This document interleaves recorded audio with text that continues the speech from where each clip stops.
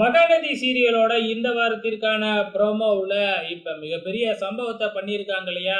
நம்ம விஜய், குமரன், நிவின் எல்லாருமே சேர்ந்து இந்த பக்கம் கங்கா பயங்கரமா பயத்துல இருக்கிறாங்க. காவேரி கிட்ட போய் ஏன் இன்னும் அவங்க வரல அப்படின்னு சும்மாக்கும் கேட்டுக்கிட்டே இருக்கிறாங்க.